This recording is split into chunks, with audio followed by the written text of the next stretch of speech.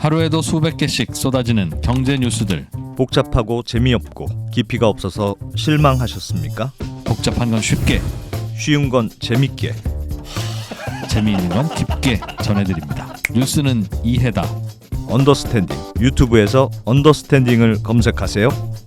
좋아요가 누른 당신 부끄럽군요. 구독 누르세요. 오늘도 바쁩니다. 금요일입니다. 네. 네. 금요일 기분 좋은 날이죠. 무슨 일이 일어나도 괜찮은 요일. 맞아. 금요일. 맞아요. 모든 게 다 용서되는. 맞아요. 모든 게 다 용서되고 네. 굉장히 너그러워지는. 너그러워지고 뭐 채팅창에서도 오늘 같은 날은 이제 뭐 이제 2%에 대해서 무슨 얘기를 해도 네. 뭐 괜찮지. 괜찮죠. 오늘은 금요일이니까. 네. 월화수만 좀 조심해 주십시오. 예. 네. 오늘은 금요일이고 금요일 특집은 역시 누가 나오냐. 네. 그리고 금요일 날 주로 저희가 어렵고 심각한 주제를 배치하죠. 네. 예. 뭐 그렇더라도 관대해지는 시간에. 시청자 여러분들도 그래. 오케이. 뭐 네. 그러지 뭐 그래서 맞아요. 오늘은 네. 어려운 얘기 음. 준비했습니다. 권순우 기자님이 예. 어려운 얘기로. 오늘 어려운 얘기는 뭐냐면 가상자산 거래소, 네. 암호화폐 거래소 이야기인데요. 2%는 개인적으로 거래소를 민간이 하면 진짜 문제다. 좀 이상하다. 문제다. 여러 번 그렇죠. 그러나 이제 아무도 거래 뭐 안 네. 할 때 시작했으니까 뭐 어쩔 수 없긴 없죠. 네. 그러나 진짜 문제다. 암호화폐 자체도 뭐 2%는 막 이것도 문제고 저것도 문제고 예. 이렇게 얘기하지만 거래소를 그냥 알아서 여러분들끼리 하세요 하니까 아무거나 상장시키고 뭐 거기에 대해서 감시도 안 하고 감시를 어떻게 하겠어요? 우리 손님인데 그렇지 않겠어요? 플레이어 겸인 거죠. 네. 본인들이 진짜 거래소고. 문제인데 아무튼 가상자산 거래소에 어떤 문제들이 있는지 좀 예. 정리를 좀 해보려고 하고요. 규제 얘기가 나온다고 하니까. 예, 그리고 대리운전 업종에 대해서 중소기업 적합업종으로 지정을 했습니다. 네. 그런데 그럼 대리운전 하시는 영세한 분들은 좋아할까요? 싫어할까요? 좋아하겠죠. 그러나 싫어하신다. 엥? 그래서 왜 그런지까지도 함께 들어보겠습니다. 알겠습니다. 네. 네. 복잡한 사연 재미있는 이야기 전문 3프로TV의 언더스탠딩 잠시 후에 네. 시작하겠습니다. 예. 네, 권순우 기자님 어서 오세요. 네, 안녕하세요. 안녕하세요. 3프로TV 권순우 기자입니다. 네, 나도 이거 한번 해볼래. 한번 따라해봤습니다. 권순우 기자 트레이드 마크. 예. 자 네. 오늘은 암호화폐 거래소 이야기. 예. 암호화폐 거래소가 지금 꽤 많죠? 4개 있죠. 다 없어지고. 거의 다 하나 없어지고 더 생겨서 다섯 개. 다섯 개. 다섯 개. 하나 더 생겨서 5개. 최근에 고팍스가 음. 지방은행 한 것과 또 예. 해서 이제 어엿한 원화 거래를 할 수 있는 거래소가 됐는데 네. 예. 뭐가 뭐가 문제일까요? 문제입니까? 이게 뭐 원래 떡밥 들어왔을 때 물어야 되잖아요. 네. 그래서 이번에 거래소 책임론, 그러니까 루나 사태 관련해서 거래소 책임론 얘기가 나오길래 예. 그거에 대해서 특별히 대단한 책임이 있어 보이진 않지만 이번 기회에 거래소가 어떤 구조를 가지고 있는지 그리고 저는 이런 생각이 들었어요. 그 자본시장 초기에 그 야생의 세계에서 일어났던 수많은 이상한 일들 이게 사실 이 현대 사회에 우리가 살아가고 있는 법치주의 국가에서도 예. 야생의 세계가 여기 또 이제 그 코인 거래소의 세계거든요. 예. 근데 우리가 뻔히 그거를 눈앞에서 보면서도 잘 인식하지 못하는 것 같아서 예. 기존에 있던 어떤 문제, 사건 사고들을 보면서 야 이게 이런 규제, 이런 제도적 기반이 있었다면 그런 일이 없었을 수 있다. 그리고 이런 제도가 없을 때 무슨 짓까지 할 수 있는지 그런 얘기를 좀 해보려고 그래요. 네. 일단은 이제 루나 사태 때 저는 굉장히 특이하게 봤던 것 중에 하나가 예. 그 루나를 최종적으로 보유한 사람의 규모가 28만 명이고 예. 그때 코인 개수가 한 700억 개 정도 된다고 해요. 예. 근데 작년 말까지만 해도 보유자가 9만 명밖에 안 됐대요. 예. 근데 그리고 코인 개수 또한 650만 개밖에 안 됐는데 이게 갑자기 끝나고 났는데 28만 명으로 거의 한 3배 이상 늘어나고 뭐 개수는 650만 개에서 700억 개로 늘었으니까 어마어마하게 늘은 건데 예. 그게 우리의 또 용의 심장을 가진 형님들이 떨어지는 칼날을 잡았다가 손을 벤 게 아니겠습니까? 네. 거기서 이제 야 10원짜리 사서 15원만 돼도 50%다. 또 우리 또 그렇지. 용의 심장들은 그걸 피해갈 네. 수 없죠. 그래가지고 이제 그 어마어마한 거래가 터지게 된 건데 이러다 보니까 이 코빗 같은 경우는 루나 입출금을 중단을 하면서 여기서 발생했던 수수료는 우리가 뭐 너무 아픈 사람들한테 받은 수수료니까 피해 구제를 위해서 사용하겠다라고 예. 발표를 했어요. 예. 입출금 금지가 무슨 어떻게 하는 그러니까 겁니까? 거래 정지랑 비슷하다고 보시면 돼요. 예. 근데 거기서 근데 사실 뭐 액수가 한 1,000만 원 정도로 이제 크진 않지만 네. 어쨌든 거래소가 거기에 대해서 뭔가 내가 보상을 하겠다라고 밝힌 부분이 굉장히 인상적이었습니다. 예. 그리고 이제 업비트 같은 경우가 상대적으로 좀 늦게 거래 제한을 했는데 그 루나 거래 99%가 업비트에서 거래된 걸로 나타나고 있어요. 예. 수수료 수익도 거의 한 100억 원 된다 이런 보도도 있습니다. 이게 떨어지는 칼날을 잡는 형님들에게 루나가 이렇게 떨어지는 요 떨어지는 구간에서의 수수료 수익. 그쵸. 그렇게 됐다는 건데 결국 이렇게 될 수 있었던 거는 각 거래소별로 거래 정지 시점이 좀 달랐던 거죠. 예. 이게 빗썸 같은 경우는 이제 해외에서 해외 투자자들의 손절 물량이 국내로 쏟아져 들어올 때 이거를 국내에서 받아주면은 좀 손실을 입을 수도 있으니까 여기에 대해서 거래 정지를 좀 빨리 조치를 했다라고 발표를 했고 업비트 같은 경우도 이제 입출금을 중단을 하게 되면은 이제 해외 거래소하고 가격 차이가 발생할 수 있잖아요. 예. 그러면 여기서 시장 왜곡이 생길 수 있기 때문에 자신들은 좀 늦게까지 거래를 하도록 했다라고 좀 얘기를 하고 있어요. 그 구조는 뭔가 좀 설명하고 이해할 수 있는 겁니까? 그 얘기를 설명하는데 뭔 말인지 모르겠더라고요, 그거. 아 거래소별로 네. 거래 정지 시점이 달랐던 거예요. 예. 네. 그러니까 막판에 있는 거래했던 사람들은 다 업비트 가서 거래를 했다는 건데 네. 여기서 제가 이 문제 자체를 얘기하려기보다 우리가 만약에 주식 시장에서 이런 일이 발생했다면 어떻게 되냐? 그러면 거래 정지를 그냥 시켜버리죠. 공시를 해서. 다 똑같이. 한국 예. 거래소가. 예. 그러면 이게 뭐 거래소별 차이라든지 아니면은 뭐 외국 시장과의 차별 없이 이거를 동일하게 정지를 시키고자 하는 그 제도 자체가 네. 이게 그 정보에 접근하지 못하고 들어오는 사람이나 예. 아니면 그 가격이 너무나 급격하게 떨어져서 생겨날 수 있는 피해를 방지하기 위해서 거래 정지라는 제도가 있는 거잖아요. 예. 근데 이런 제도가 미비하다 보니까 나오는 얘기가 야 최소한 업계에서 공동 매뉴얼이라도 좀 만들었어야 되는 거 아니냐. 거래 제한을 어떤 기준을 가지고 하고 네. 누가 하게 되면 좀 같이 정도 했어야 이 투자자별 피해가 조금 덜하지 않았겠냐 뭐 이런 얘기들이 좀 나오고 있습니다. 그러면서 거래소 책임론에 대한 얘기가 나오는데 사실 저는 그 마지막에 칼날을 잡은 형님들은 워낙 용감한 분들이기 때문에 저같이 소심한 사람이 보호해줄 투자자는 아니라고 생각하긴 해요. 예. 근데 뭐 그렇다고 투자자 보호 장치가 아예 없는 것이 바람직하냐? 예. 그런 측면에서는 거래소라는 곳이 할 수 있는 일이 생각보다 굉장히 많은데 여기서 이대로 그냥 그 야생의 세계로 남겨놨을 때 어떤 일들이 벌어져 왔는지를 좀 직시할 필요가 있다는 거예요. 우리가 사실 코인을 바라볼 때는 이렇게 100% 이하는 수익률로 안 치잖아요. 예. 그러니까 이제 이런 욕심이 있기 때문에 네. 그 거래소에서 하는 행위에 대해서는 특별히 신경 쓰지 않습니다. 내 코인 가격에 영향을 미치지 않는다면. 예. 근데 그 사이에 거래소는 그 수많은 그 방법들을 통해서 수익을 편취할 수 있는 기회들이 생긴다는 거죠. 물론 지금은 5대 거래소 체제로 재편이 돼서 이전에 뭐 수백 개 있을 때에 비해서 뭐 그런 일은 별로 없을 거라고 생각하고 예. 거래소에서도 자체적인 기준을 강화하고 있다라고 생각은 해요. 근데 워낙 예민하게 이해상충의 위험이 있는 그 구조를 그들의 선의에다가 맡겨놔서 되겠느냐? 이거를 좀 거래소 규제에 대해서 공식적인 논의를 좀 해야 되지 않겠냐? 그동안 뭐 선거다 뭐다 해가지고 좀 괜히 투자자 그러니까 코인 하시는 분들 기분 나쁠까봐 아무도 이걸 손을 못 대고 있었잖아요. 지난 몇 년간 그랬죠. 예. 요즘 하려고 그러면 선거가 코앞. 요즘 하려고 그러면 또 다음 선거가 코앞. 또 지방선거가 코앞이긴 한데 네. 그래도 이제 그 루나 사태가 오히려 그런 논의를 촉발할 수 있는 계기가 되는 것 같고 예. 그러면 이번에 거래소 얘기가 나온 가운데 뭐 어떤 것들을 할 수 있는지를 좀 얘기를 좀 해보려고 합니다. 엊그제 그 두나무 운영진 업비트에서 자전 거래를 했다는 것에 2심 판결이 있었어요. 그래서 예. 송치영 회장 등 두나무 운영진 3명에 대해서 2심 공판을 진행을 하는데 일단은 자전 거래 혐의에 대해서 인정을 했습니다.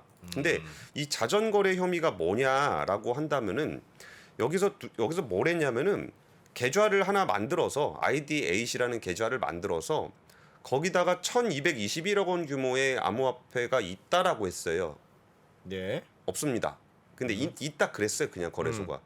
그리고 그걸 가지고 이제 뭐 거래를 한 거죠. 예. 그래갖고 거래 규모가 거의 한 4조 2천억 원 정도를 거래를 했습니다. 근데 우리가 생각을 하면은 우리가 비트코인을 거래를 할 때 비트코인을 내 돈을 집어 넣었으면 예. 내 계좌에 돈이 숫자가 찍혀 있잖아요. 예. 그럼 그 돈이 있을 거라고 생각을 하실 거고 그렇죠. 그리고 내가 비트코인을 매수를 하면 누군가가 나한테 비트코인을 팔았을 거 아니에요. 그렇죠. 그럼 내 계좌에 비트코인이 있으면 있다라고 생각을 하실 거고 예. 이거를 판 누군가는 비트코인이 있으니까 팔았을 거다라고 그렇죠. 생각을 하시는 게 너무 당연한 거잖아요. 예. 근데 이 사건에서 보시면 알겠지만 1,200억 원 규모의 비트코인이 있다라고 한 거예요. 그리고 누군가는 그걸 샀겠죠. 근데 그게 내 지갑으로 들어오기 전까지는 알 수가 없습니다.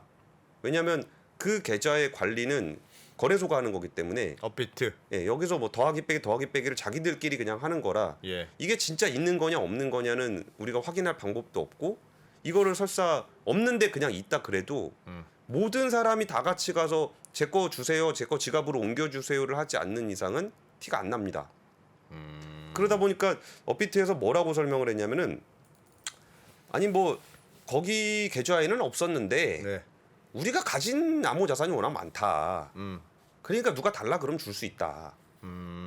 그러니까 특별히 문제는 없는 거 아니냐 그래가지고 법원에서는 좀 그 무죄 쪽으로 방향을 좀 잡히고 있어요. 아. 근데 저는 이 부분을 우리가 형사적으로 이 사람이 사기냐 아니냐가 중요한 게 아니라 예. 우리의 소중한 돈과 자산이 그 안에 들어가면은 블랙박스가 돼서 그 분명히 내 계좌에 있다라고 써 있는데 그게 사실은 다른 계좌에 있는 거잖아요. 내가 달라 그러면 저기서 뺏어 준다는 얘기잖아요. 네. 그러면 업비트의 얘기를 조금 더 안 좋은 케이스로 살펴보면 예. 예전에 그 한국 블록체인 거래소라는 좀 지금 없어진 업체입니다. 여기서 이렇게 전자지갑에다 가상화폐를 매입해서 이게 저기 계좌에 나오는데 네. 그 화면 자체를 조작을 한 거예요. 엥. 그리고 그 돈을 그 대표의 개인 계좌로 집어넣습니다. 그건 완전 노골적이네. 근데 뭐라고 다시 뭐라고요? 어떻게 했다고요? 그러니까 내가 돈을 넣으면은 거기 돈에 예를 들어서 저는 이렇게 소액 투자 예. 1억 원 정도를 예치를 하면 예. 그럼 제 통장 제 계좌라고 써 있는데 1억 이렇게 써 있을 거 아니에요. 예. 근데 그 돈을 이제 대표이사가 가져간 거죠. 그리고 1억이라고 써주고. 그쵸. 숫자는 거기 1억이라고 남아 있는데 숫자는 남아 있죠.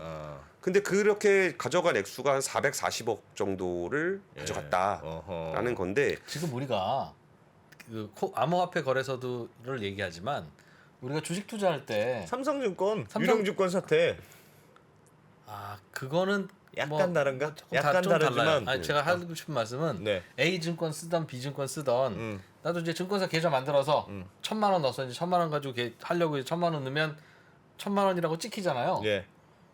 그냥 찍힌 숫자를 내가 받은 거지. 그렇지. 예. 이게 1,000만 원인지 아닌지 알 수 없고 예. 그건 정말 내 은행 계좌로 실제로 그 돈을 받아서 캐시아웃 하지 않는 이상 숫자만 모르는 있는 거예요. 거지. 그러니까 현재 그쵸. 증권사도 예. 나한테 1,000만 원 실제로 돈 받아서 그 돈을 자기들끼리 회식을 하고 나한테는 1,000만 원이라고 숫자만 찍어줘서 알아서 계산하세요 이거 하고 있는지 아닌지를 사실을 알 수 없는 거예요. 그렇죠. 이게 이게 믿고 하는 거지. 그래도 그 결제원이라는 게 그러니까 있긴 있으니까 알 어쨌든 수가 숫자가 왔다 갔다 하지만 없으니까 네. 그 사람들의 선의에 의존할 수 없기 때문에 한국은 이 예탁결제원이라는 걸 그렇죠. 만들어서 주식이 거래가 되면 그곳에 주식을 보관하도록 하고 돈은 금융결제망을 통해서 보관하도록 하고 예. 그래서 내가 가지고 있는 주식의 수량 그리고 내가 가진 돈의 수량을 맞추도록 하고 있어요. 네. 결제를 하죠. 예, 그러면은 우리가 밤마다. 예탁결제원이라는 게 뭐 하는 데야? 왜 필요한 거야? 라고 이제 우리가 평소에 생활할 때는 전혀 여기에 대해서 신경 안 쓰고 살아도 돼요. 네. 근데 예를 들어서 증권사가 갑자기 망했다. 그러면 증권사에 있던 내 주식은 어떻게 되냐? 아무 상관이 없죠. 그 주식은 예탁결제원에 보관이 돼 있으니까. 예. 근데 아까 설명드렸던 것처럼 440억이라는 돈이 들어있던 그 계좌에서 그 회사가 망했다. 예. 그러면 그 돈은 없는 겁니다. 대표자가 이미 가져갔거든요. 예. 그리고 이분은 뭐 개인적으로 사용한 돈은 한 5천만 원 정도고 예. 그 계좌를 딴 계좌에 넣었을 뿐이지 개인적으로 그걸 투자하는 데 쓰고 밥 사 먹는 데 쓴 건 5천만 원밖에 안 된다 해서 횡령 혐의가 5천만 원이 적용된 사례예요. 예. 그리고서 이제 그분은 뭐라 그랬냐면은 아니 뭐 내가 그 입금해야 될 돈이나 가상화폐를 해야 되는 거의 양을 넘어서 그렇게 하진 않았다. 그러니까 아까 업비트가 얘기했던 거랑 사실 같은 얘기입니다. 예. 이분은 진짜 결국은 5천만 원 정도 횡령을 했기 때문에 그 문제가 생기고 사기라고 처벌을 받게 된 거고 예. 업비트는 그거보다 돈이 많으니까 그거에 대해서 사기 피해가 없다라고 예. 보게 된 건데 사실 예탁 결제라는 기능이 없는 상황에서 거래소에서는 내가 이거를 모든 사람이 가서 다 돈 달라 그러고 모든 사람이 가서 다 암호자산 주세요 하지 않는 이상은 거래소에서는 그걸 얼마를 보관하는 뭐 지급 준비 제도도 없고 이거를 보관해야 될 것도 없는 상황이에요. 예. 그래서 이런 관련한 사고들이 많이 발생을 하고 있는데 우리는 그러면 이게 이제 예탁 결제와 매매 중개가 같이 있는 경우에 생겨나는 문제입니다. 예. 그러니까 한국거래소가 따로 있고 예탁결제원이 따로 있는 게 괜히 있는 게 아니고 예. 예탁결제 청산과 거래소 기능이 합쳐져 있을 때 그 거래소가 매매 중개를 하면서 얻은 그 돈을 받아서 예. 예를 들어서 뭐 내가 안정적으로 예금을 받겠다고 은행에 넣어놓는다. 그리고 나중에 뭐 찾으러 오면 그 돈 빼서 주면 된다. 예. 그렇게 해서 이자 2% 먹을 수도 있잖아요. 근데 그런 걸 못하게 해놓은 겁니다. 왜 못하게 해놓냐? 뭐 은행은 안전하지 않냐라고 예. 할 수도 있지만 이 막말로 은행이 망해서 그 돈을 예금자 보호한도인 5천만 원밖에 못 받는다 그러면 저 사람한테 돌려줄 돈이 없잖아요. 예. 그러니까 그런 극단적인 상황에서도 사고가 나지 않도록 그 사람의 재산을 보호해 주는 겁니다. 예. 그리고 여기서 거래소가 그 찍어준 그 숫자가 도대체 뭐냐에 대한 법적 근거도 굉장히 불확실한데 여기에 대해서는 이제 두 가지 해석이 있어요. 하나는 내 거라는 거다. 숫자가 네, 이게 내 거라는 것에 대한 증표다라는 네. 게 있고 예. 내가 받을 수 있는 권리라는 거다. 그 두 개 무슨 차이가 있는 거예요? 그러니까 뭔 차이가 있냐면은 예. 내 거다라는 거는 거래소가 그걸 마음대로 쓰면 안 돼요. 내 거니까. 완전 내 거니까. 완전히 그건 내 내 거니까. 거니까. 예. 아. 그리고 반환권이라는 거는 네. 그냥 거래소는 내가 달라 그러면 주면 되는 거지. 예. 이게 거기에 보관을 해야 된다거나 내가 어떻게 사용하거나 이거는 상관이 없는 거예요. 근데 지금 상황은 그것조차도 되게 불확실한 상황이기 때문에 네. 거래소가 그걸 가지고 뭘 하고 있는지에 대해서 알 수 없는 야생의 시장이라는 거예요. 예. 그리고 또 하나는 이게 아까 예탁 결제와 대리 그 중개업이 붙어 있기 때문에 생겨나는 문제에 대해서 말씀을 드렸고 예. 그리고 이제 마켓 메이킹이라는 게 있습니다. 네. 이거를 아까 업비트가 왜 그럼 니네가 가짜 계좌를 만들어서 이렇게 거래를 했냐? 그랬더니 사람들이 뭐 10,000원에 사고 싶은 사람도 있고 뭐 10,000원에 사고 싶은 사람이 있으면 누가 좀 10,000원에 팔아주면 좋겠고 네. 또 5,000원에 사고 싶은 사람이 있으면 매칭을 시켜주고 싶은 매칭이 거잖아요. 안 되는 경우가 있으니까 매칭이 누군가는 안 돼- 도와주는 사람이 있어야 되겠죠. 그러니까 중간에 이게 사실 그 초기 주식시장 뭐 예. 네덜란드 동인도 회사의 거래소에 보면은 마켓메이커가 어떤 역할을 하냐면 사고 싶은 사람 거를 이렇게 다 받아주는 겁니다. 예. 그러니까 사놓고 자기가 그냥 가지고 있어요. 예. 그러다 사고 싶은 사람 있으면은 거기다 팔아주는. 그러면서 이른바 이게 유동성 공급자가 시작이 된 건데 네. 이게 거래를 위해서는 이제 유동성 공급자가 좀 필요하다라고도 주장을 할 수 있습니다. 한국거래소에서도 마켓메이커 제도를 운영을 하고 있어요. 예. 근데 이게 그 전에 한 거래소에서는 법인 계정을 이용해서 체결 가능성이 낮은 가격대에 한 254조 원 정도의 허수 주문을 제출한 것이 드러나기도 했어요. 그 마치 거래가 활발한 것처럼 보여서 우리 거래소로 와서 이용하세요 하려고. 그렇죠. 혹은 그러니까- 들어온 사람 안 떠나게 하려고. 예, 증권 시장에서는 마켓 메이커가 보통 매수 매도 호가를 제시를 하면서 일정한 틀을 가지고 규정에 따라서 움직이고 예. 거래소는 마켓 메이킹에 대한 규정을 만들고 실제 마켓 메이킹 유동성 공급은 증권사가 합니다. 그렇죠. 근데 코인 시장은 그냥 합니다. 거래소가 예. 유동성 공급자도 한다. 예. 내가 거래를 체결시켜 주는 사람인데 호가가 서로 안 맞으면 내가 호가도 대신 내준다. 그렇죠. 어. 근데 내 돈이 아니라 그냥 숫자를 만들어서 써준다. 근데 어. 숫자를 써주는 건지 어. 아니면 진짜 자기들이 갖고 있는 건지도 없다는 거죠. 어. 그리고서 이게 사실 증권 시장에서 딱 정해진 범위에서 유동성 공급을 하는지를 매매업자가 감시를 합니다. 예. 그러니까 증권사가 이거를 유동성 공급이라는 명목으로 시세 조정을 하진 않는지, 네. 뭐 허수 호가를 내진 않는지 거래소 감독하죠. 감독을 합니다. 예. 근데 여기는 거래소가 직접 하기 때문에 모든 게 가능합니다.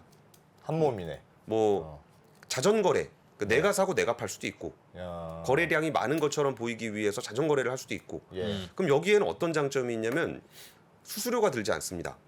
아, 내가 나 혼자 거래소니까. 나 혼자 돌리니까. 예. 어허. 그러니까 거의 뭐 무한대로 돌려도 전혀 지장이 없어서 예. 특정 코인을 좀 많이 팔아주고 싶다. 음. 그럼 자전거래를 막 돌릴 수 있습니다. 아. 그리고 거기에 그러면 좀 가격이 올라야 사람이 모이지 않나? 네. 그러면 가격을 위로 체결시키는 시세 조정도 전혀 문제 없이 수행할 수 있습니다. 야. 그리고 이거를 굳이 내가 이게 틱을 잡아서 가면서 클릭하면서 해야 되냐? 프로그램을 돌릴 수도 있습니다. 아니 그래서 코인판에서는 원래 이제 마켓 메이킹이라는 게 이렇게 유동성 공급자들이 이렇게 거래를 체결시켜주는 역할이잖아요. 근데 예. 코인판은 마켓 메이킹이 가격을 올린다 이런 그쵸. 뜻으로도 쓰인대. 예. 마켓 메이킹하게 야 마켓 메이킹 좀 해봐. 도지코인 좀 올려봐. 예. 맞죠? 예, 맞죠? 이것도 좀 묘한 표현인데 네, 가격이 올라가면은 거래량, 그러니까 개미들이 붙어서 거래량이 올라가기 때문에 네. 적당한 가격이 형성이 된다라고 주장을 하기도 합니다. 근데 어쨌든 마켓 메이커가 네. 마켓 메이커는 사실 돈을 벌려라는 목적보다 일종의 그 수수료 장사를 하거나 예. 아니면 약간 의무적으로 참여해서 다른 인센티브를 받는 목적으로 유동성 공급을 해요. 예. 근데 이게 마켓 메이킹을 위한 거래냐 아니면 돈을 벌기 위한 거래냐의 경계에서는 누군가가 철저하게 하지 않는 이상은 주문 자체는 동일하게 나옵니다. 예.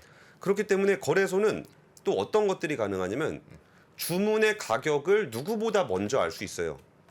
누가 매수 주문이 들어오면 그러네. 내가 지금 가지고 있는 코인을 저 가격에 팔면 내가 이익이다라는 거를 본인들이 다른 투자자보다 알죠. 먼저 알 수 있습니다. 그렇죠. 그럼 그걸 유동성 공급이라는 이유로 그거를 내가 사들여서 예. 그 다음에 산다는 애 있을 때 거기다가 좀 더 비싸게 판다. 어. 그럼 거기서 마진이 생기는 부분들을 얼마든지 할 수 있지만 여기에 대해서 아무런 장치가 없습니다. 그래서 실제로는 무슨 악재 같은 게 나와서 사람들이 많이 좀 팔려고 몰리면 예. 사람들이 많이 몰려서 좀 거래가 잘 체결이 안 됐습니다. 네. 한 후에 본인들이 갖고 있는 것만 먼저 팔고 예.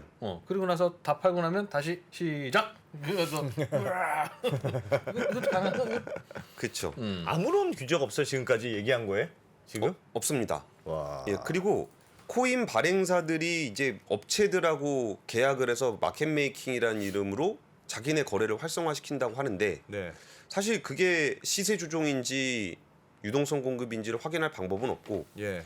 거기서 예전에 그 어느 업체에서는 자신들이 매도한 것 때문에 가격이 떨어진 거 아니냐라는 지적이 나오니까 우리는 시세 조정 목적 매도 차익을 얻으려는 목적이 아니라 그래서 내가 그거를 유동성 공급자에게 맡겨서 했다. 그러니까 뭐 자기가 안 판다고 해서 자기가 판 거 아니라고 해서 시세 차익을 얻지 않은 건 아니잖아요. 예. 그래서 엄청난 시세 차익을 얻었지만 우리는 마켓 메이커 거래를 했다. 유동성 공급을 했다. 예. 그러니까 이 표현도 참 웃기는 겁니다. 우리 코인판에서 예. 뭔가 자기들이 코인 팔고 싶을 때 주로 사용하는 말이 유동성을 공급했다. 네. 네. 예, 그리고 뭐 인플레이션율을 조절했다. 네. 예. 뭐 그런 식으로 표현을 하는데 이게 사실은 이거를 하는 주체가 거래소와 마켓 메이커가 분리돼 있고 지금은 다 제도가 그렇게 돼 있는데 이 예. 야생의 세계에서는 예. 이걸 함께 하기 때문에 이런 일들이 벌어지는 겁니다. 좀 더 극단적인 주장까지 좀 보면은 예. 이거는 사실 그 약간 분쟁 과정에서 나온 얘기라 굳이 한쪽 편을 들 필요는 없는데 예전에 어떤 업체가 그 특정 거래소가 상장을 하는 대가로 코인을 달라 그랬다. 한 예. 예전에 그런 소식이 있었죠. 네, 한 2억 원 정도의 코인을 달라 그랬다라고 예. 얘기했는데 그때 거래소가 뭐라 그랬냐면은 그 이벤트로 뿌리려고 했다. 그랬죠. 그리고 뭐 유동성 공급용이라는 것도 그때 얘기하진 않았지만 유동성 공급이라는 표현을 또 그때도 씁니다. 예. 그러면 이 거래가 좀 활성화되지 않았을 때 내가 그 코인을 좀 들고 있어야 팔면 팔고 여기서 유동성 공급을 할 수 있지 않겠냐 이 얘기를 네, 하는 건데 그러면 유동성을 공급한다고 팔았을 때 생겨나는 수익은 어디로 가는 거냐? 알 수 없는 거죠. 알 수 없는 거죠. 알 수 없는 거죠. 네. 그래서 유동성 공급해서 잘 썼습니다. 돈 돌려드릴게요. 이렇게 하지는 않을 거 아니에요. 그러면 이런 부분들의 문제도 이 마켓 메이커와 거래소가 한 몸일 때 발생할 수 있는 문제와 더불어 예. 상장을 거래소가 직접 수행을 하다 보니까 생겨나는 문제. 그러니까 상장과 매매 체결과 마켓 메이킹을 한 군데가 하기 때문에 이거를 연계시켜서 생겨나는 수익들이 나올 수 있는 환경이 우리한테는 그냥 펼쳐져 있는 거예요. 그게 진짜 문제야. 그러니까 일어나던 코인을 네. 10만 원으로 올려도 그 어차피 코인도 다 숫자고 돈도 숫자니까 네. 거래소는 그냥 거래소 직원 계좌에 몇 개 돈과 코인을 찍어 넣어놓고 사고 예. 팔고 하면서 10만 원 만들 수도 있잖아요. 네. 그럼 사람들은 야 저건 너무 비싸니까 팔아야 된다라는 생각을 할 수 있는 근거가 있습니까? 그 코인의 적정 가격이라고 하는 게 뭐가 있어요? 그냥 10만 원이면 10만 원인가 보다 하고 네, 1원이면 1원인가 보다 하는 거니까. 야, 그렇지. 그러니까 마치 예를 들면 도박장이라고 표현하면 또 도박이라는 증거가 있으니까 안 되죠. 뭐 카지노 같은 걸 하나 만들었는데 예. 처음에는 카지노에 손님들도 없고 뭔가 거래가 좀 활발해야 그 손님을 오는 거 아니겠어요? 예. 그 처음에는 카지노에 가서면 와 뭐 사람들 테이블마다 모여 있고 다들 뭐 땡땡땡땡. 게임하네. 어. 다 카지노 직원인 거예요. 사실은. 그래야 누구 첫 손님이 가도 나도 한번 해볼까 하지. 첫 손님인데 아무도 없으면 네. 다 나가고 나오고 이럴 거 아니겠습니까? 그렇죠, 그렇죠. 다 직원인 거예요. 네. 바람잡이네, 바람잡이. 그런데 그럼 직원들도 하려면 이제 슬슬 손님이 하나씩 끼어들어서 해야 네. 되니까 직원들도 진짜 돈, 어. 진짜 칩으로 해야 되지 않습니까? 네. 그냥 칩을 다 나눠준 거야 직원들한테 그냥. 너 가서 좀 읽기도 하고 따기도 하고. 따기도 하고 해. 근데 그때 진짜 돈과 진짜 칩이 오는 게 아니라 예. 그냥 가짜 돈 가짜 칩으로 쭉 이렇게 막 돌리는 거죠. 아 근데 거기에서 더 큰 문제가 네. 그 카지노가 나중에 들어온 그 손님의 돈을 다 따가도 전혀 제한이 없다는 거예요. 그렇지. 그러니까 자기네들은 현금을 내고 칩을 받은 게 아니잖아요. 그냥 칩을 그냥 갖고 있었던 거잖아요. 네. 근데 진짜 현금 내고 온 사람들이 있잖아요. 그렇죠. 근데 그 사람들 돈을 다 따가도 전혀 문제가 안 되는 구조에 있다는 거예요. 그러니까 야생이 야생. 그리고서 그럼 여기다가 조금 더 복잡하게 뭐 구조화를 시켜서 간다 그러면은 예. 이른바 이번에 루나 사태의 그 주범이기도 했던 디파이. 예. 디파이라는 게 누군가의 자산을 그러니까 암호 자산을 예치를 해놓으면 이자 거기서 준다. 이자를 준다는 네. 거잖아요. 그럼 이 예치된 코인은 어디서 이자를 받을 수 있냐? 예. 거래소에 유동성 공급을 하는데 또 쓰여요. 예. 그럼 디파이하고 거래소가 딱 연결이 되면 예. 그러면은 진짜 있는 게 거래가 되는 거지. 아니면 디파이에서 땡겨갖고 자전 거래를 하는 건지 이런 것들이 전혀 구분이 안 돼 있는 구조로 돼 있어요. 그리고 이거를 IT 하는 분들은 굉장히 막 우와 끝내주지 않아 아이디어? 야 이렇게 하면 진짜 거래가 막 엄청나게 많이 되고 예. 사람들의 가격 발견 기능이 올라가. 그러면서 굉장히 좋은 아이디어라고 말씀을 해주시더라고요. 아. 그래서 아 이게 그러시면 안 되는데요. 네, 네. 뭐 이게 하다못해 우리가 주식을 이렇게 내가 보유하고 있을 때 예. 이거를 이제 공매도로 갖다 누가 팔려 그러면 최소한 대주 계약을 맺잖아요. 네. 근데 이게 디파이에서 그냥 땡겨다가 자전 거래를 해버리는 그 물량으로 사용을 한다 그러면 그럼 사실 내가 그 산 코인이 진짜 있는 거야, 없는 거야. 이거를 모르는 상황임에도 불구하고 우리는 그거에 대한 문제의식을 못 느끼게 되고 그런 수익이 얼마나 발생했는지 우리는 거래소에 대해서 들여볼 만한 조건이 아무것도 없습니다. 그래서 그 얘기를 좀 드리고 싶고요. 야, 진짜 그 예전 2%에 한 얘기 맞네. 진짜 거래소로 코인도 이런 식으로 할 거면 한국 코인 거래소라는 게 있어야 되겠네요, 진짜. 하나의 한국 코인 거래소. 제가 입사 전부터 얘기하는데 그때는 아유 저 2%뭐 이러더니 똑같은 얘기를 권 기자가 오니까 그렇다면 2% 하는 얘기도 많네. 아니요. 왜 이렇게 저에 대해서 신뢰를 못합니까? 그리고 진짜 맞는 얘기다 이거. 이번에 채널리시스에서 2022 가상자산 범죄 보고서를 발표를 했는데 네. 여기에 NFT 관련한 얘기가 또 나왔어요. 예. NFT 엄청 핫했잖아요. 예. 근데 NFT를 25회 이상 판매한 사용자가 262명인데 예. 이 중에 수익을 낸 자전 거래가 한 10명 정도는 NFT 자전 거래로 수익을 냈다는 거예요. 자전거래로. 그러니까 내가 사고 팔고 하다가 마지막 사람한테 넘기고 나오는 거죠. 예. 그래가지고 한 890만 달러 정도의 수익을 내더라. 그러면 그 NFT를 열광하라고 얘기했던 그 사람들이 그 많던 거래가 예. 사실은 허수일 수 있는데 맨 마지막에 산 사람만 호구네. 그런데 그 거래소는 그거에 대해서 아무런 조치를 받을 게 없다는 거죠. 그리고 이게 최근에 또 논의되고 있는 주제 중에 예. 용어도 참 잘 만들어내는데 네. IEO라는 게 있습니다. IEO. IEO. 그게 뭡니까? ICO는 내가 코인을 파는 거잖아요. 네. 일반 사람들을 대상으로. 예. IEO는 거래소가 중심이 돼서 코인을 파는 방식입니다. 그게 무슨 어떻게 하는 그러니까 거예요? ICO는 예. 팔고서 이 코인을 거래소에 리스팅을 시키는 거잖아요. 예. 근데 이 사람들 그러니까 거래소가 이걸 검사하고 심사하고 해서 팔면서 상장을 바로 시키는 방식. 네.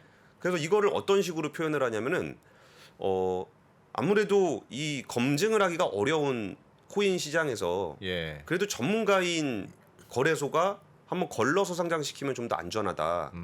그리고 ICO를 해서 이걸 나눠줬는데 이걸 상장을 못 시키게 되면은 그걸 받은 사람들이 거래를 못 하게 되는 위험이 있잖아요. 예. 그러니까 이거를 거래소가 이거를 하게 되면 예. 오히려 그런 위험을 좀 더 안전하게 신뢰감 있게 할 수 있다라는 컨셉에서 나온 게 이제 IEO라는 개념입니다. ICO는 발행하는 거고 그렇죠? IEO는 그걸 상장시키는 거예요. 아 발행과 상장을 같이 하는 겁니다. IEO는 예, 어차피 상장 안 되는 코인이라는 건 그냥 장외 떨거지 코인이니까 그렇죠. 거래소가 아예 발행까지 해라. 상장하면서 발행까지 해주는 그리고 거군요. 자기가 거래소가. 만든 거니까 자기가 상장시켜라. 너네는 거래소니까. 그쵸. 어. 그러면은 그냥 프로젝트 팀이 네. 자기가 그냥 ICO 하는 것보다는 거래소가 좀 신뢰감을 줄 수 있지 않겠냐? 그건 무조건 상장이 되는 거네. 거래소가 하는 거니까. 그쵸. 거래소에 외주를 주는 셈이잖아요. 그러니까- 내 코인 좀 만들어줘. 그러니까 이 컨셉을 그냥 처음에 딱 들었을 때는 아 맞아, 그냥 프로젝트 하는 애들이 그냥 가서 코인 파는 거보다 하는 거보다 거래소가, 하는 게 거래소가 좀 한번 안전하겠다. 감시를 해주고 이게 만약에 IEO를 하게 되면은 발행과 동시에 상장이 되기 때문에 네. 이 투자하는 입장에서도 훨씬 안정감이 있다. 라는 생각이 일견 들기도 해요. 근데 이 얘기는 무슨 얘기냐면 그 상장 주관사와 예. 거래소 심사와 예. 매매와 예탁 결제와 시장 감시와 금융 감독원을 거래소가 다 하는 구조가 됩니다. 그렇죠. 그러면 그 안에서 이것들이 조직에 나눠져 있는 이유는 상호 감시를 하게 돼요. 예. 그래서 뭐 거래소가 주식을 상장시킬 때 그러면 우리는 아 거래소가 상장 심사를 해서 상장을 시키는구나라고 예. 생각을 하시겠지만 상장 규정을 만드는 거는 정부하고 같이 만드는 거고 예. 상장 규정에 따라서 상장을 잘 시켰는지를 감시하는 거는 금융감독원에서 하는 겁니다. 예. 그러니까 상장 업무는 거래소에서 하고 있지만 상장 규정에 대한 협의, 그 규정을 잘 지켰는지에 대한 감독은 금융감독원이 하는 거예요. 근데 지금 아까 설명드렸던 IEO 방식은 예. 감독원도 자기고 감독원도 자기, 매매도 자기, 상장도 자기, 시장 감시도 자기, 어. 심지어 그 세일즈도 하게 되니까 IB 역할까지. 아니 그러니까 이 얘기를 들어보면 발상에 전환해서 거래소 사업이라는 게 어마어마한 사업이네. 그쵸. 모든 걸 자기가 다 갖고 있잖아요. 그냥 조폐공사를 내가 갖고 있다고 생각하면 돼요. 와 어마어마하네. 근데 너무 조폐공사 돈 벌기가 쉬울 것 그러니까 같은데. 조폐공사뿐만이 아니라 조폐공사에서 파생되는 상품에 대한 모든 거래를 통제할 수 있는 네. 그리고 감시받지 않기 때문에 네. 지금 거래소가 사실은 그렇게 운영이 되고 있다라는 게 되게 불편한 진실인 거예요. 근데 이 부분을 우리는 좀 가상자산이라는 게 조금 모호하다는 이유로 좀 방치를 해왔고 예. 그러면 지금의 증권제도가 만들어진 거는 예전에 그 야생에서 났던 그 수많은 사건 사고와 사기와 뭐 이런 문제들의 결과물로서 있는 거거든요. 예. 그러니까 우리는 거기서 그런 사고가 발생할 수 있다라는 걸 너무나 잘 알고 있습니다. 네. 근데 이거를 그 초기 자본주의에서 보는 똑같은 현상이 지금 코인 시장에서 거래소를 중심으로 발생하고 있는데 네. 우리는 거기에 대해서 몇 년 동안 그냥 방치를 하고 있는 거죠. 탈중앙화라서 그런 건가요? 그러니까 근데 탈중앙화 얘기도 그냥 뭐 그럴 수도 있는데 네, 우리는 중앙이 싫어. 우리를 감독하지 마. 원화마켓 거래소는 전형적으로 최고의 중앙화를 자랑하고 있습니다. 네. 한국 거래소보다 더 중앙화돼 있잖아요. 아니, 그러니까 본인들이 다 중앙이고 본인들이 다 하니까 그게 중앙이지. 그래서 지금 관련해서 제도화 논의가 이루어지고 있는데 네. 이 논의가 이루어질 때 가장 중요한 그 변수 중에 하나가 예. 지금 코인 시장에서 돈을 제일 많이 버는 안정적으로 많이 벌고 있는 거는 저는 프로젝트 사업자들보다 거래소라고 좀 생각을 해요. 그러면 거래소가 지금 구축해 놓은 이익을 침해하지 않는 범위 내에서 제도 논의를 하고 있는 듯한 느낌을 받아서 지금 예. 이 아사리판의 상황을 이제 이제는 6월 지나면 선거는 한참 남으니까 예. 이제 좀 들여다보고 제대로 바꿔보자 해서 바꾸는 방안을 검토 중인데 예. 그 방안이 현재 거래소들은 그래도 기득권이 있으니 좀 살려주자는 전제로 뭔가 이리 만들어보고 저리 해보고 한다는 거죠. 그러니까 두 가지 측면이 있는데 예. 하나는 기존에 하고 있는 사업자의 재산권을 침해할 수 있다라는 우려 하나. 두 번째는 이거에 대한 논리를 개발할 때 굉장히 여론을 주도할 수 있는 자본력이 거기가 제일 많습니다.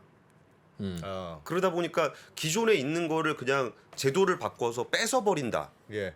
그러면은 분명히 반발을 할 거고 좀 안 좋은 여론이 형성될 수가 있잖아요. 그러니까 이거를 기존에 있는 거를 좀 유지하면서 해야 되는 거 아닌가라는 그런 소심한 마음이 좀 드는 게 있는 거고. 그러면 이게 가상자산 규제 관련한 스펙트럼은 굉장히 넓어요. 예. 근데 그 중에서 가장 극단적으로는 이거는 중국처럼 사기다, 무쓸모다. 그래서 예. 아예 없애버리는 방식이 있고, 예. 제일 끝에는 그냥 투자자 보호를 하기 위한 뭐 공시 의무 강화, 예. 뭐 요런 정도 투자자 의무를 조금 강화하는 정도의 요런 규제가 있어요. 백서를 잘 내라. 뭐 이런 거. 예. 그러면 요 중간 안에서 수많은 이해관계자들이 그 경쟁적 갈등을 하고 있어요. 예를 들어서 그 회계법인 같은 경우는 아니 뭐 백서에 대한 외감이 좀 필요한 거 아닙니까? 뭐 리뷰가 좀 필요한 거 아닙니까? 예. 회계법인 그러면은- 입감하려고. 아이 그럴 때 백서를 우리가 한번 점검을 좀 해야 되지 않겠습니까? 큰 시장 열리네. 뭐 그런 식의 마음도 갖고 있는 게 네. 있고, 또 아까 그 이진우 기자님께서 말씀하셨던 것 중에 이제 그 국유화를 네. 한다 그러면은 약간 공무원들이 일자리 만들려고 그러는 거 아니냐 이렇게 좀 보는 사람들도 있고, 그리고 이제 이걸 아까 예탁 결제 기능을 만약에 쪼개낸다 그러면 예탁 결제 기능은 그 코인 자산과 돈을 따로 보관하는 거잖아요. 예. 근데 따로 보관하는 대로 하니까 은행 입장에서 아유 돈은 저희가 잘 맞죠. 우리가 대신 맡아드리겠습니다. 그렇죠. 이거를 가상자산 수탁업이라 그래서 예. 이제 국민은행이나 카카오뱅크가 최근에 우리도 NFT 뭐 블록체인 시장에 진출하겠습니다라고 네. 얘기했던 게 바로 요 수탁. 아하. 요 부분은 우리가 또 잘할 수 있다. 라고 하는 그 수많은 이해관계들이 얽히면서 얘기가 돌아가고 있어요. 근데 거기서 이전까지만 하더라도 이 끝단에 있는 예. 좀 투자자 보호 쪽을 좀 강화하는 정도와 현행에 대해서 크게 손대기를 좀 어려워하는 예. 그런 분위기가 형성이 돼 있었는데, 그 루나 사태로 뭔가 촉발이 된 이후에 뭔가 좀 체계적으로 규제를 해야 되겠다라는 움직임, 예. 그리고 정상적인 정말 제로 베이스에서 지금의 거래소가 없는 상황에서 만들면 어떻게 될 것인지에 대한 고민들이 좀 이루어지고 있습니다. 그리고 여기에 더해서 지금 윤석열 정부의 그 검찰의 첫 수사가 루나테라 문제잖아요. 예. 근데 이 부분을 이제 뭐 어떤 수사를 할지는 우리는 알 수 없지만, 정말 그 루나테라 프로젝트 진행자들만 거기에 수사 대상이 될 것이냐, 예. 아니면 그 수사 과정에서 발견된 그 수백 개의 거래소가 있다가 없어졌잖아요. 예. 그럼 그 거래소 안에서 엄청난 자전 거래와 시세 조종과 예탁금 횡령을 한다면 나중에 메워놨을 수도 있고, 네. 이 수많은 일들을 누군가는 했을 건데 그거에 대한 증거는 지금 거래소가 폐쇄되면서 다 없어졌거든요. 그래서 거기에 대해서 규제를 만드는 분들 입장에서는 자료에 대한 보관 의무 뭐 이런 것들도 규제 대상으로 좀 넣고 있어요. 예. 그러면 그 과정에서 또 이제 어떤 사람이 튀어나올 것인가, 어떤 사람이 수사 대상으로 올릴 것인가에 따라서 굉장히 또 정치적인 문제로 비화될 수도 있게 네. 얘기가 좀 진행이 되고 있습니다. 일단 하여튼 거래소에 너무 많이 몰려 있다. 조금 분산을 시키자. 그 정도의 컨센서스는 있어요? 그것도 애매합니다. 그것도 거래소가 지금 하고 있는 업무를 이렇게 뺏으란 얘기잖아요. 네. 그러니까 우리 왜 열심히 잘하고 있는데 우리 걸 뺏어가요? 그러면은 사실 좀 쉽지 않은 거죠. 그리고 예를 들어서 뭐 미공개 정보 이용 같은 경우도 예. 저는 취재할 때 좀 많이 놀랬는데, 네. 블록체인 프로젝트 하시는 분들을 만나면 참 친절하게 정보를 잘 주시더라고요. 예. 그래서 미공개 정보 이용을 해도 되잖아요. 네. 그리고 저도 불법 아닌 거 아니까 예. 저도 이제 그 미공개 정보 이용을 활용해서 예. 투자를 해봤습니다. 음. 그러니까 실제로 그때가 되니까 공시도 올라오고 관련 뉴스도 나오고 가격도 오르고, 그래서 제가 무슨 공시 무슨 뉴스? 예를 들면 코인의 무슨 재료라는 게 뭐예요? 업무 협약 같은 게 있습니다. 어디랑 어디랑 협약? 제휴한다? 예. 그러면은 코인에 용처가 생기잖아요. 예. 그럼 그 아니면은 그 비즈니스를 하는 데가 어디에 인수된다 이런 얘기도 있고, 뭐 그런 얘기도 예전에 들었었고, 그래가지고 제가 30% 딱 찍히길래 두 배는 가겠지. 네. 네. 그래서 기다리고 난 있다가 미정보 공개 미공개 정보를 들었는데. 딱 잡고 있다가 30% 오르는 거 딱 보고 이거 두 배 간다. 그래가지고 가지고 있었죠. 네. 근데 조금 떨어지더라고요. 예. 원래 이렇게 하는가 차트는 보다. 꺾어서 올라가는 거야. 그래갖고 들고 있다 보니까 본전 겨우 건졌습니다. 근데 어쨌든 네. 뭐 그거야 뭐.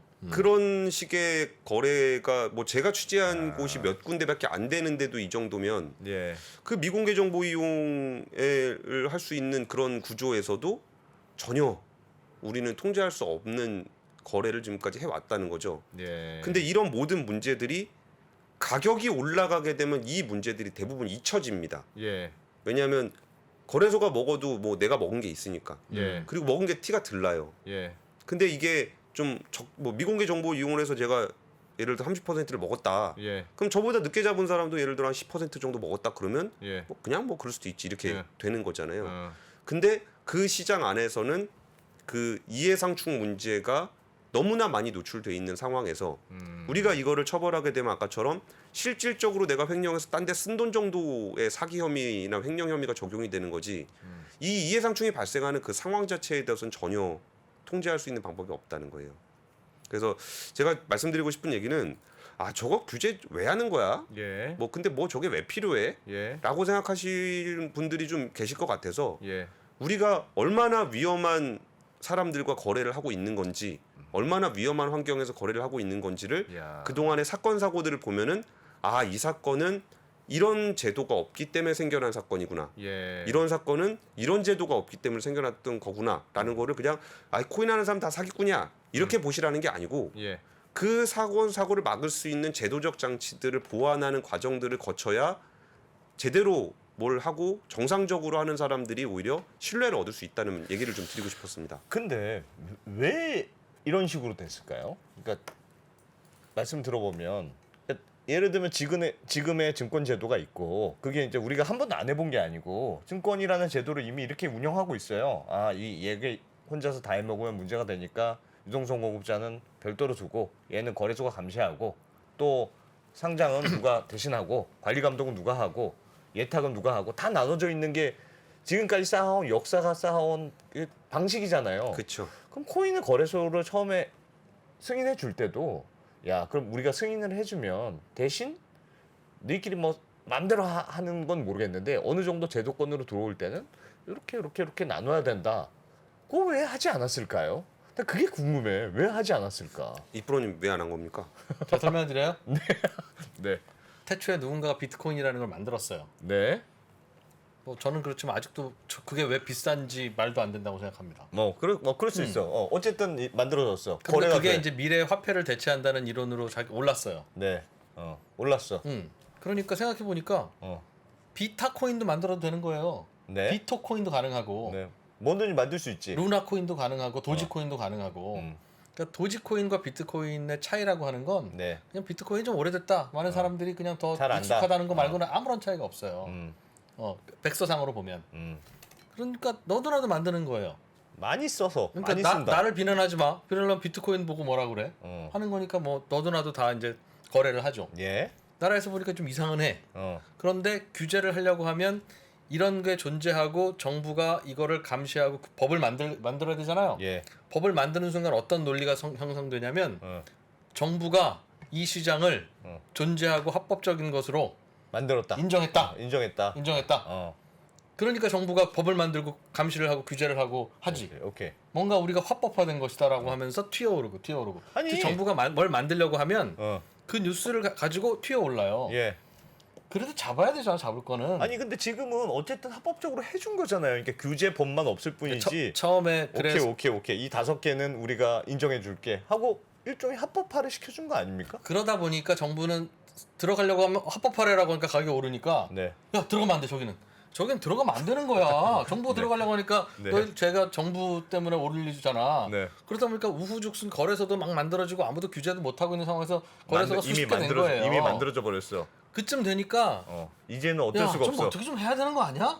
라는 여론이 생기는데 규제하려고 보니까 일은 커져 있고 네. 규제하려고 보니까 젊은이들의 마지막 희망을 꺾지 말라고 하고 선거는 내일 모레고 그런 상황이니 어떻게 할까 하다가 머리를 써서 알았어 규제하려는 건 아닌데 일단은 돈 세탁이나 이런 건 좀 하지 못하게 하자. 최소한 그 정도는 하자. 최소한 실명 거래는 하자. 너희들이 지금 돈 보내는 데가 무슨 증권사도 아니고 아무것도 아니고 그냥 거래소 만든 사장님 개인 계좌야 지금. 거기에 돈 보냈다가 그 사람 그냥 사라져 버리면 돈 못 찾잖아.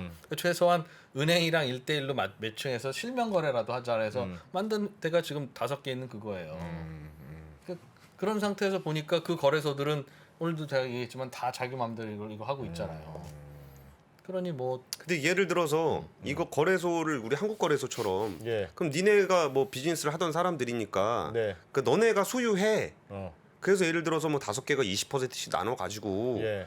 좀 거래소를 하나 만들어 봐. 그래. 그러면은 되잖아요. 그 거래소 사업자 입장에서는 네. 내가 100%조 단위로 돈을 벌고 있는데 네. 그걸 넘기라는 거잖아요. 그래서 소유권의 침해다. 그런 법정 소송의 위험이 있고 뭐 예탁 결제 기능을 뭐 쪼개서 딴 데다 만드는데 그럼 그 돈 누구 돈으로 하냐? 그럼 또 그 사람들 보고 돈 내라 그럴 거 아니에요. 그러니까 그런 것들에 대한 문제들이 좀 있는데 대리운전 안 하나요? 대리운전? 대리운전 씨. 알겠습니다. 대리운전 대리운전 네. 대리운전 할 시간이 있어. 네. 대리운전. 그럼 하지 말까요? 대리운전? 우리 코인 얘기나 마저 할까요? 오늘은 한 10분 남았으니까 그냥 대리운전. 정리 네. 좀. 그냥 제가 쭉 브리핑 해드릴게요. 네. 짧게. 그러죠. 예. 그 대리운전이 어떤 구조로 이루어져 있냐면은 예. 초기에 대리운전이라는 거는 그 사업자가 번호를 만들어서 명함을 뿌리고 다녀요. 네. 뭐 이프로님 뭐 술 한잔 하시면 여기다 대리 한번 사탕 하나 네. 붙여가지고 이렇게 네. 영업을 합니다. 네. 그리고 이제 대리운전 기사를 한 5명 정도 고용을 해요. 예. 그럼 콜이 들어오면 그 5명을 연결을 해주는 거죠. 예. 근데 좀 지나다 보니까 5콜 이상 못 받으니까. 네. 근데 오늘 10콜이 들어왔네. 예. 근데 옆에 있는 친구는 콜을 하나도 못 받았어. 예. 그러면 내 콜을 나눠주는 겁니다. 네. 예, 그래가지고 저쪽 기사가 5명 있으니까 요걸 가지고 연합을 형성을 하게 됐어요. 예. 대리운전 연합. 예. 그래가지고 수많은 대리운전 사업자들이 연합을 형성해서 콜이 남는 거에 콜 처리율을 높여가는 거를 했어요. 사실상 2번호로 하건 2번호로 하건 사실상 다 비슷한 같은 본체는 같은 거네. 그렇죠. 근데 예. 그 본체가 뭐냐? 이게 너무 복잡해지니까 전산화를 한 겁니다. 예. 일종의 프로그램을 만들었어요. 예. 그러니까 중개 프로그램을 만들고 나니까 이제는 사실 그 유선 콜 사업자들의 필요에 의해서 프로그램을 만든 건데 예. 나중에 보니까 프로그램이 이제 오히려 갑이 돼요. 그럼 내가 유선 콜 사업을 하고 싶다. 예. 그러면 나는 그 연합에 뭐 들어가서 뭐 내가 뭘 해오고 그런 게 아니라 예. 프로그램을 갖다 쓰는 거죠. 그리고 나는 영업해서 얼마나 콜을 많이 받았느냐. 요게 중요해지는 그런 식으로 대리운전의 유선 시장이 좀 유지가 되고 있습니다. 예. 그러니까 지금 중개 프로그램 업체는 그 수도권의 경우 로지 연합, 콜마너 연합, 아이콘 연합 3개가 지금 과점을 하고 있어요. 예. 그러니까 뭐 되게 다양한 대리운전 업체가 있지만 예. 사실 그 3군데 중에 하나로 콜이 다 전화를 들어간다고 하고 보시면 있는 될 거다. 것 같아요. 예. 기사님들은 예. 태평양에 모여 있거나 대서양에 모여 있거나 인도양에 모여 있거나 셋 중에 하나인 거예요. 네. 예. 그게 그런 하나가 거네. 콜마너, 또 하나가 로지, 로지, 또 그리고 하나가 아이콘. 아이콘. 예. 알겠어요. 그리고 그 안에는 뭐 로지에는 뭐 ABC 연합, 뭐 콜마너에는 하나우리 연합, 예. 뭐 아이콘에는 뭐 태극 스카이, 뭐 경기 뭐 이렇게 연합들이 이렇게 있어요. 번호는 달라도 결국 3개다. 아 예. 맞다. 이 얘기 왜 하는지를 얘기를 안 했구나. 예. 왜 카카오와 티맵을 중소기업 적합업종으로 지정을 했는데 왜 대리운전 기사들이 연합에 반발하는지 이 얘기를 하려고 그러는 겁니다. 네. 근데 이번에 딱 그 규정을 했던 중소기업 적합업종으로 지정된 게 뭐냐면 유선콜이에요. 유선콜. 예. 예. 앱콜 말고 네. 우리가 카카오 대리 부르는 그 앱은 말고 예. 유선콜만 적용이 된 거예요. 어. 근데 여기서 카카오가 앱 시장에 들어와서 한참 하다가 2020년 7월에 2위 업체인 콜마너를 인수를 해버렸어요. 예. 그래서 앱에서 나오는 콜이 넘치면 절로 예. 유선으로 보내고 예. 유선 콜이 넘치면 절로 보내고 이런 예. 식으로 이렇게 하게 돼요. 예. 그리고서 지금 대리운전 기사들의 프로그램 사용률이 까는 거가 카카오 대리가 거의 90%로 1위고 예. 기본적으로 깔고 가는 거죠. 그리고 1위였던 로지가 한 68% 수준이 되고 있어요. 예. 그러다가 딱 보니까 이제 뒤늦게 등장한 티맵이 네. 지금 앱 콜을 하고 있는데 그래서 카카오 대리를 눌러보면 전화 버튼이 없어요. 왜냐하면 자기의 콜마너가 있으니까. 예. 그리고 거기는 수많은 유선 사업자들이 그 프로그램을 통해서 콜을 넣기 때문에 네. 여기서 하는 걸 남는 건 넘기고 여기서 하는 거 남는 건 넘기고 하면서 요 콜마너 카카오 대리 얼라이언스 예. 요게 형성이 돼 있는데 네. 티맵은 그게 없습니다. 그러니까 자기 어플리케이션을 하고 이 콜은 자기도 딴 데다 의존을 해야 되는 예. 그런 상황이에요. 예. 근데 아까 중요한 게 기사님 부르는 바다는 없다는 거죠. 그렇죠. 그러니까 자기가 카카오는 카카오 자체 바다가 있고. 그쵸. 연합이니까. 콜마노가 있으니까. 인도양과 제휴했으니까. 예. 네. 근데 여기서 사실 유선콜에서 인정하는 부분은 우리가 앱콜은 신경 안 쓰겠다. 앱콜은 어차피 우리가 어플리케이션 만들어서 할 수 있는 게 아니니까 네. 앱콜은 되는데 유선콜은 좀 하지 마라. 어차피 우리가 하고 있으니까. 그 여기에 알겠어요. 또 엄청나게 많은 사람의 소수 그런 데들이 이거 명함 돌리면서 받아서 네, 여기서 하고 있으니까. 콜뛰기에서 20%씩 받아가서 먹고 살고 있는데 이거를 그냥 콜마노를 통으로 이렇게 가져가 버리니까 우리가 카카오의 의존도가 너무 높아지지 않냐라고 예. 있는 건데 그리고 나서 이제 그 티맵 같은 경우는 이게 이걸 하고 나니까 역시 우리도 유선 사업이 하나 있었으면 좋겠어. 예. 라고 해가지고 유선 사업에 들어갈까 말까 요거를 고민을 하고 있는 찰나예요. 예.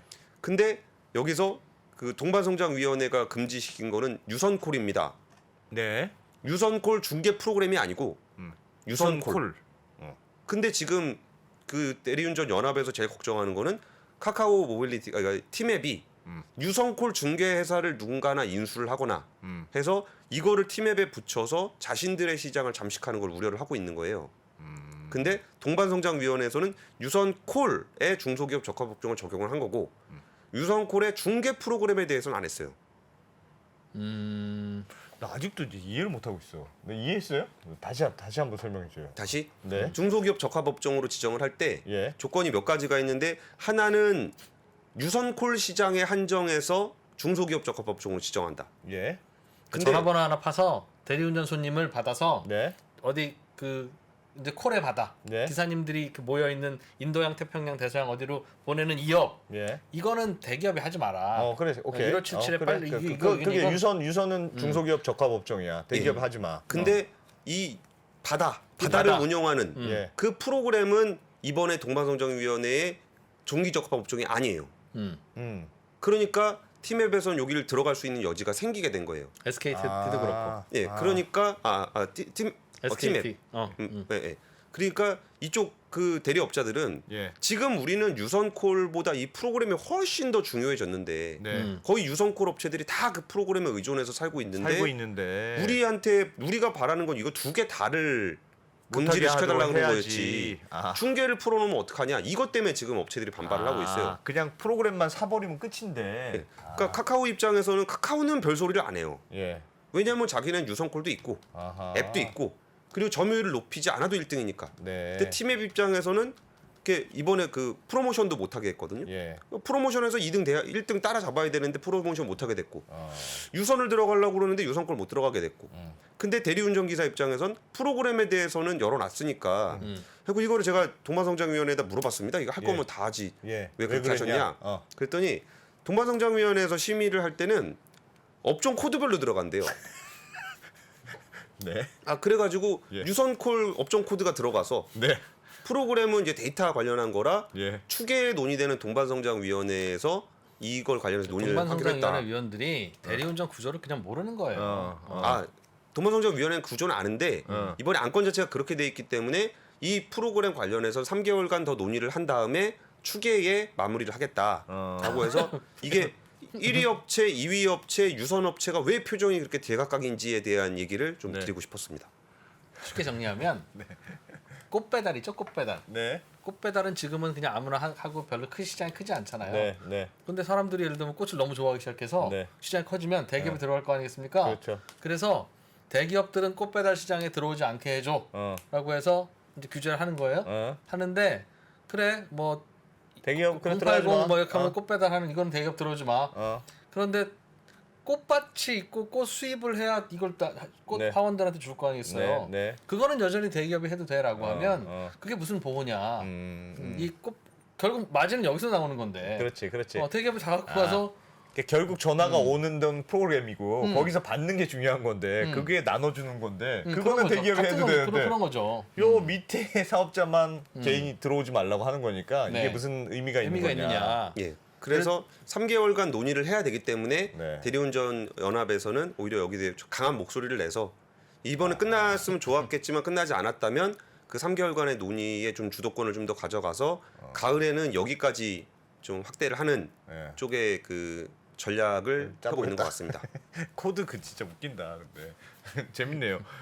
좀 그럴 듯한 얘기를 해야지 코드라고 하면 좀 웃기는 것 같은데. 알겠습니다. 뭐 네. 꽉 찬 브리핑이네요. 네. 그 대리운전 시장 뒷동네 돌아가는 이야기는 나중에 다시 한번 좀 그 모아서 이번 예. 규제와 무관하게 네. 그 뒤에 돌아가는 시장에서 각각의 고민이 어떤 것인지 예. 따로 네. 하면 좀 재밌을 것 같아요. 네, 뭐 콜 대출 뭐 어떻게 됐는지 뭐 이런. 엄청납니다 이거. 왜 사채업을 하냐 뭐 별 얘기 있지만 네. 사채업 안 하면 번호 하는 사람들 돈 돈 없어서 받아- 안 돼요. 이번에 방송 너무 죄송한데 네. 그냥 이거 짧게 말하면 그 카카오 대출 때문에 문제가 좀 됐잖아요. 예. 그래가지고 이제 어떤 언론에서 딱 뒤에 업데이트를 조사를 해서 카카오 대출이 전혀 그대로 되고 있다. 그래가지고 이제 강하게 비판을 했습니다. 네. 그때 카카오에서 이렇게 해명이 들어갔는데 마지막 해명이 너무 인상적이어서 그럼 그걸 지금 일시 상환 받아야 되나요? 대리운전 회사들은 네. 대리운전 연결해주면 기사님한테는 그날 돈을 줘야 돼요. 네. 기사님도 일당 하루 먹고 사는 그렇지. 분이니까. 네. 그런데 이 콜 만원이나 이런 쪽에서는 대리 기사 손님한테 받은 돈 이런 것들은 나중에 준다고요. 나중에 온다고요. 그러니까 중간에 이게 비는 거예요 이렇게. 그 사일 중간에 그래서 그걸 돈 빌려주는 걸 빌려주지 마세요 그러면.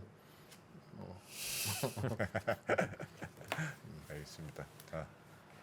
네, 권수영 기자 고맙습니다. 네, 고맙습니다. 감사합니다. 저희는 오늘 7시 45분에 다시 오는데 네. 주제는 알려주세요. 아직 김현우 소장이 나오시는데 아. 주제는 아직 비밀이에요. 오늘 김현우 소장님. 네, 오늘 김현우 소장님이 낮에 라방 하시느라 아직 비밀이라고 합니다. 네. 알겠습니다. 오늘이 김현우 소장님 막방이에요. 올해 막방이에요. 출연료 그놈의 출연료 때문에 출연료가 출연료에 맘상하시는 김현우 그러니까, 소장이 오늘 마지막 너무, 방송이라고. 이걸로 이렇게 큰 공부를 해서 하기엔 너무 힘들다. 일단 참 뵙겠습니다. 네, 이따가 뵐게요. 예. 미국, 중국, 러시아 이런 나라들의 움직임에 대해서는 관심이 어느 정도 생겼는데 거기에서 우리는 과연 뭘까? 우리는 체스판의 말이 아니다라는 생각을 좀 해야 좋겠어요. 어떻게 생각하세요? 우리 편 누굴까를 좀 더 고민할 수 있지 않을까 싶어요. 뒤집어 질문을 해보면 그러면 아시아에는 우리 친구가 있을까요? 제가 지구본 연구소 진행하면서 사실은 되게 마음에 걸리는 이만한 짐이 하나 있어요. 우리 옆에 있는 동남아를 내가 모른다. 우리가 처해 있는 아시아라는 지역을 자꾸 방관하고 유럽이나 미국의 어떤 시각에 맞춰가지고 그런 이제 개별적인 지식 이런 것들이 묶여가지고 큰 흐름들을 만들어내는 이야기, 그런 경험.